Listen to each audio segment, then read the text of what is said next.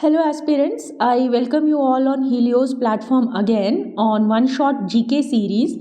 तो आज का टॉपिक है रिवोल्ट ऑफ 1857। देखिए, इससे पहले भी प्री में क्वेश्चंस आ चुके हैं और मेंस पे भी इसके फेलियर, इसके कॉन्सिक्वेंसेस और कॉजेज पे इस रिवोल्ट के कॉजेज पे क्वेश्चंस आते रहते हैं।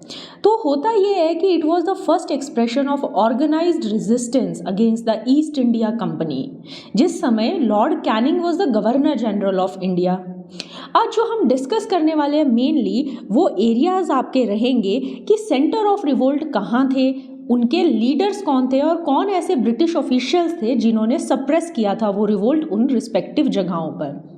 जैसे कि हम जानते हैं कॉजेज तो इसके political, militarily, economic, socio religious और कुछ इमीडिएट कॉज था वो तो हम शुरू से पढ़ते हैं। बट आज हम प्री के पर्सपेक्टिव से जो देखने जा रहे हैं वो ये कि दिल्ली का जो सेंटर था वहाँ बहादुर शाह जफर बखत खान इनके कमांडर थे और जॉन निकोलसन ने ये सप्रेस किया था। लखनऊ में बेगम हजरत महल और British official who suppress the revolt was Henry Lawrence. Kanpur में नाना साहेब और सप्रेस करने के लिए सर कॉलिन कैंपवेल।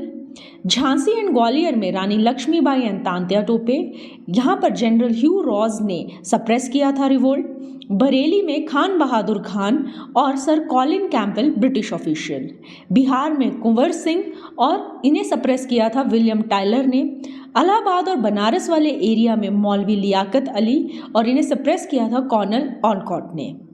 देखिए, अब बात ये है कि ये जो रिवोल्ट था ये हमें इंडिपेंडेंस तो नहीं दिला पाया, लेकिन ये एक चीज़ में कामयाब हुआ जिसके लिए हम लड़ रहे थे, दैट वाज कि हमें ईस्ट इंडिया कंपनी के चंगुल से खुद को छुड़वाना है।